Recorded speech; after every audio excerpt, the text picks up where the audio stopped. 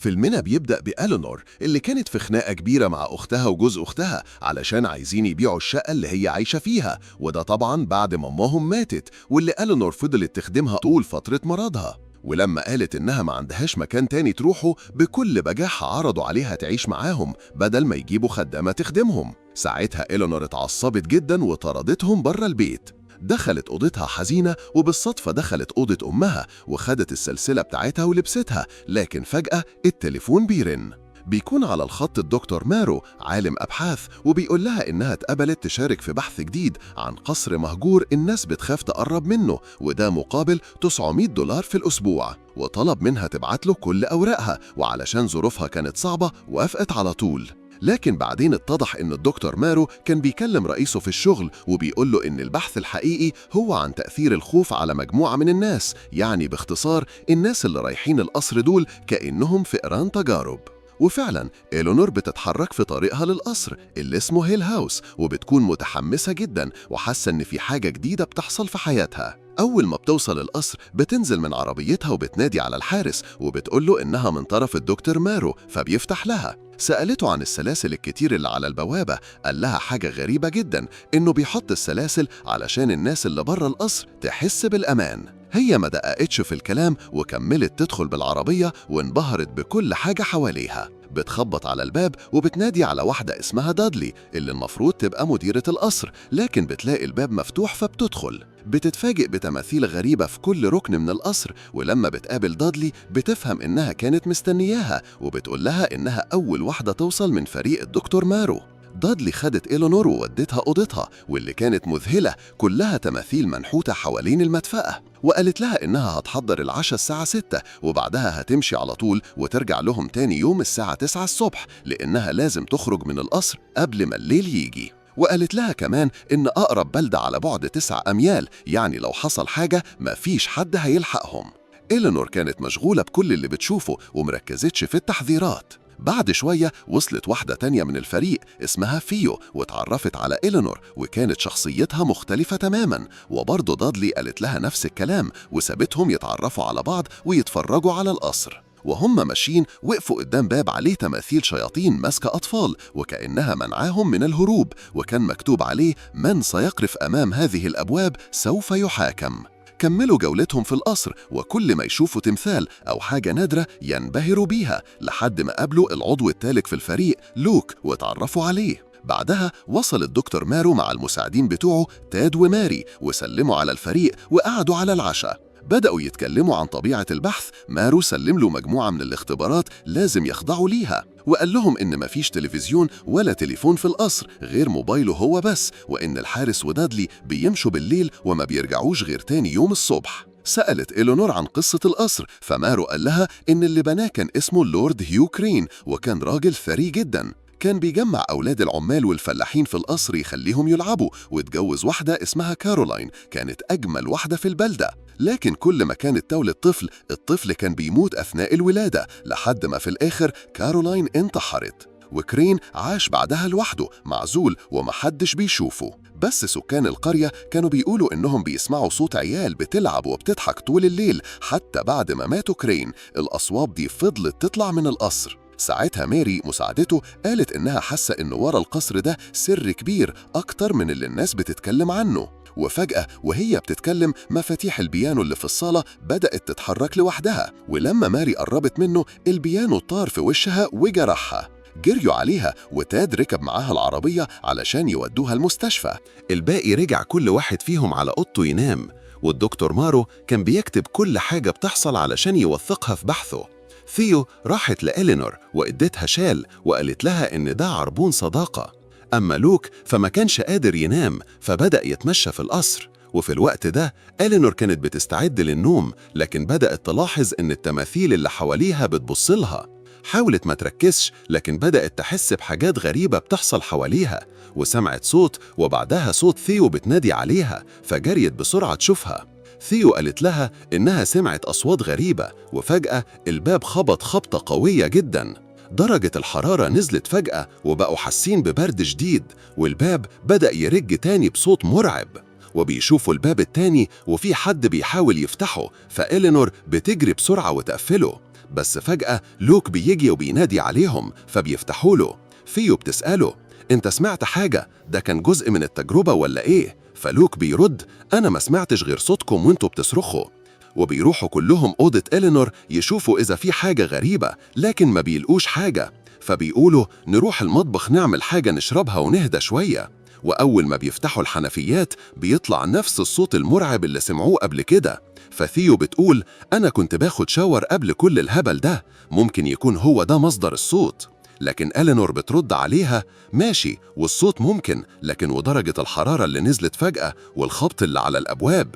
الدكتور مارو بيحاول يلاقي أي تفسير علمي يربط بين كل اللي حصل، وبتعدي الليلة وكل واحد بيرجع على أوضته. بالليل الشباك بيتفتح على إلينور وهي نايمة، وبيظهر شبح لطفل صغير بينزل تحت السرير وبيجي جنبها وبينادي عليها. وفعلا إلينور بتشوفه وبتسمعه، ولما بيختفي بتقول لنفسها إن ده أكيد وهم. بتقوم تقفل الشباك، وتاني يوم بتصحى قبل الكل وبتبدأ تحل في اختبارات الدكتور مارو. لكن فجأة بتسمع صوت جاي من ناحية الدفاية، وبيجي لوك وبيتكلم معاها عن كمية التماثيل اللي في القصر، وبيقول لها إن أغلبهم لأطفال، وإن شكل هيوكرين كان مهووس بالأطفال لدرجة إنه خلى القصر كله شكله مرعب. لكن إلينور بترد عليه وبتقول: أنا حابة البيت ده رغم إنه مرعب، حاسة إن في حاجة بتربطني بيه. فلوك بيقول لها ممكن، ويسيبها ويمشي. بس الأصوات المرعبة بترجع تخرج من الدفاية، وإلينور بتشوف حاجة غريبة بتتحرك جواها فبتصرخ وبتجري. وبيجي مارو ولوك وبيفتحوا الستارة اللي على الدفاية ويفتشوا، لكن ما بيلقوش حاجة. حتى لما فتحوا صندوق الرماد مفيش. بس فجأة التمثال اللي بيفتح مدخل سري بيتحرك، فثيو بتسأل إلينور: هو ده اللي شفتيه؟ لكن إلينور بترد: لا، مش هو. مارو بيقول لها: أكيد هو. لكن إلينور بترد: لا، أنا مش متوترة، اللي شفته غير ده خالص. وفجأة لوك بيناديهم وبيوريهم على الحيطة جملة مكتوبة: أهلا بيكي يا إلينور. إلينور بتتصدم وبتسأل: مين اللي عمل كده؟ الكل بيفكر إنها حركة من لوك علشان يخوفهم، لكن لوك بيقسم إنه ما عملهاش، والشك بيبدأ يدخل في قلوبهم. إلينور بتتضايق جدا وبتسيبهم وتمشي. بيجي الليل والصورة بتاعت لورد كرين بتكون مشوهة، وبتصحى إلينور تاني تلاقي باب أوضتها مفتوح، وعلى الأرض آثار رجلين صغيرة لونها أحمر. وسمعت صوت أطفال بينادوا عليها، فمشيت ورا الآثار دي لحد ما وصلت لمكتبة. الآثار كانت بتختفي ورا المكتبة، فلما قربت اكتشفت إن في باب سري وراها. دخلت الباب ونزلت السلم، وفضلت تسمع الصوت بينادي عليها وبيقول لها تشوف كشف الحساب. وفعلا وصلت لسجل فيه أسماء الأطفال اللي كانوا بيشتغلوا عند كرين، واكتشفت إنه كلهم ماتوا قبل ما يوصلوا ل 12 سنة. جريت على ثيو وصحتها وقالت لها: الأطفال دول بيظهروا لي وبيحاولوا يدلوني على حاجة، حتى آثار الدم على الأرض هي اللي خلتني أوصل للمكتبة. ثيو قالت لها: أنا كده بدأت أقلق عليكي، أنت محتاجة ترتاحي، وبكرة كل حاجة هتبقى تمام. بس خرجت تدور على آثار الأقدام اللي إليانور قالت عليها وما لقيتش حاجة.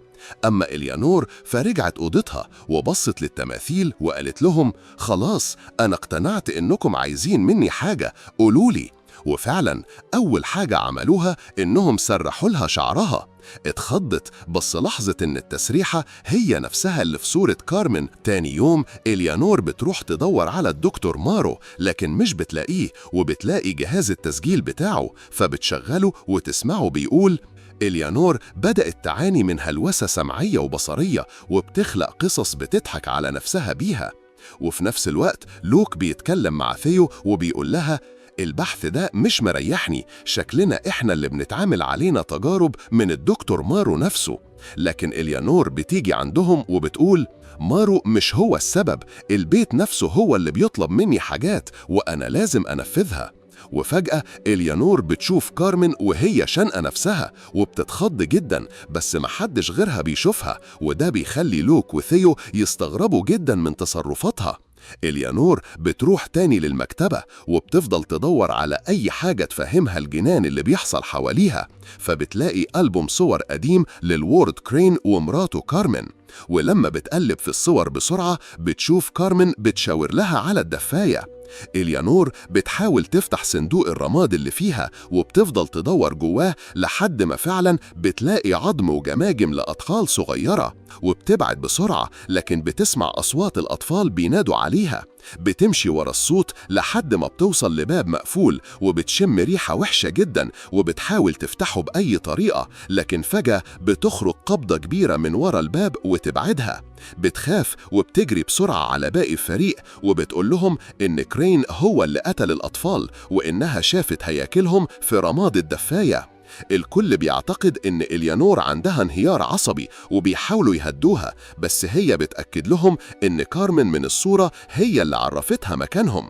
لكن الدكتور مارو بيرد عليها ويقول إن كل ده وهم، فإليانور بتصرخ فيه وبتقوله إن كرين لسه عايش في القصر. ثيو بتبدأ تقلق وتقول طب افترضوا إن كلامها حقيقي. الجو بيتوتر ومارو بيلاقي إن الموضوع خرج عن السيطرة، فبيعترف لهم إنهم فعلا تحت دراسة عن الخوف وهستيريا المجموعة. وبيواجه إليانور ويقول لها إن كل اللي بتحسيه ده مش حقيقي، لكن هي بتصر وتقول إن أرواح الأطفال بتستغيث بيها. ثيو بتاخد إليانور على أوضتها علشان ترتاح، وبعدين بترجع لمارو وبتزعق له أنت السبب في الحالة اللي وصلت لها، ممكن تنتحر بسببك. ولما بيحاول يرد بتضربه بالقلم وبتقوله أنا هوديك في داهية. مارو بيقرر يتأكد من كلام إليانور، بيروح للدفاية وبيحاول يفتحها بس مش قادر. في الوقت ده ثيو بتكون عند إليانور وبتقول لها ترتاح وبكرة ترجعها لبيتها، لكن بعد ما بتمشي الحاجات الغريبة بتبدأ تاني. درجة الحرارة بتقل وإليانور بتصحى تشوف ظل غريب ماشي على الحيطة، والأوضة نفسها شكلها بيتغير. إليانور بتفهم إن كرين جايلها مخصوص. حتى التماثيل الصغيرة بيكونوا مرعوبين، وبيشدها وبيحدفها من على السرير. بتجري وبتفتح النور ما تلاقيش حاجة، لكن بتشوف ظل ورا الإزاز فبتكسر الإزاز بس بيظهر لها وبيطير ناحيتها. بتجري من أوضتها وهو وراها. في اللحظة دي ثيو بتكون عاملة حاجة لإليانور تشربها لكن ما بتلاقيهاش، وبتشوف الإزاز مكسور فبتنادي الكل علشان يدوروا عليها. إليانور لسه بتجري وكرين بيطاردها، وبتدخل أوضة مليانة مرايات وبتشوف ملامحها بتتغير وبتبقى كارمن. وبتشوف في مراية تانية نفسها حامل والصورة بترحب بيها في بيتها.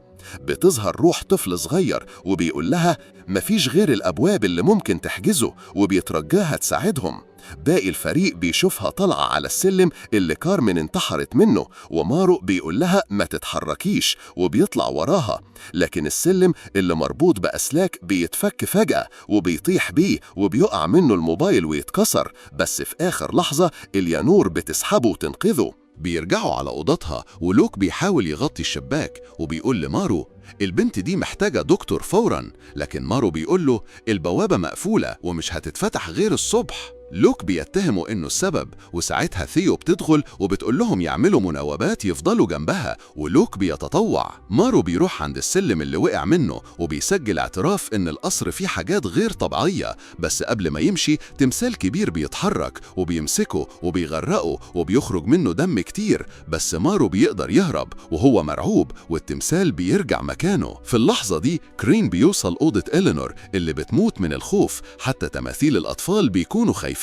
الأوضة كلها بتتهد وبيظهر كرين وبيقيد إلينور في السرير وهي بتصرخ. الفريق بيسمع صوتها بيجروا على أوضتها، بس كرين بيقفل الباب وبيحاول ياخدها معاه في عالمه، بس بيفتحوا الباب في آخر لحظة وبيشوفوها مربوطة والسرير تحت منه نار، وكرين بيظهر قدام الكل فبياخدوها بسرعة وبيهربوا. بيقرروا يهربوا من القصر. لوك بيحاول يكسر السلسلة اللي على البوابة، لكن إلينور بتسأل مارو أنت اللي كلمتني علشان أشارك في البحث، فبيقول لها لا، أنا أول مرة كلمك كانت هنا في القصر. إلينور بتفهم إن كرين هو اللي جابها هنا. لوك بياخد عربية إلينور ويحاول يكسر بيها البوابة، بس العربية بتتقفل عليه من جوه. إلينور بتسمع الأطفال بيستغيثوا بيها والقصر كله بينور فجأة، وبيقدر مارو يطلع لوك، بس بيرجعوا يلاقوا إلينور قاعدة في أوضة شبه أوضة أمها. ثيو بتحاول تقنعها تمشي، لكن إلينور بتقول لهم إن كارولين تبقى جدتها وإنها أنقذتها زمان من كرين، وإنها مش هتمشي من القصر، لازم تحرر أرواح الأطفال. فجأة الأبواب كلها بتتقفل والتماثيل التماثيل بتتحرك. لوك بيتعصب وبيكسر صورة كرين، بس الصورة بتتسحب ناحية الدفاية وبيظهر تمثال من جوه وبيفصل راسه عن جسمه، وبيفتح صندوق الرماد وبيطير العظم والهياكل عليهم، والصورة بتقع وتجرح ثيو والتماثيل بتتحرك عليهم. لكن إلينور بتقف قدامهم وبتدي فرصة للباقيين يهربوا، وبتروح عند الباب المكتوب عليه من سيقف أمام هذه الأبواب سوف يحاكم. وبيظهر كرين، بس ثيو ومارو بييجوا في لحظة خطيرة وبيحاول كرين يأذيهم، لكن إلينور بتمنعه وبتقوله إنها مش خايفة منه وإنها مش هتمشي قبل ما تحرر الأطفال. التماثيل بتتحرك وحراس الأبواب بيخرجوا وبيمسكوا كرين وبيسحبوا للبوابة وبياخدوها معاهم، بس بينزلوها بهدوء، وبتشوف هيو كرين وهو بيتحبس وأرواح الأطفال وهي بتتحرر. وإلينور بتموت بعد ما حررت القصر من لعنته للأبد. وهنا بينتهي الفيلم. لو عجبك الملخص ما تنساش اللايك والاشتراك في القناة. سلام.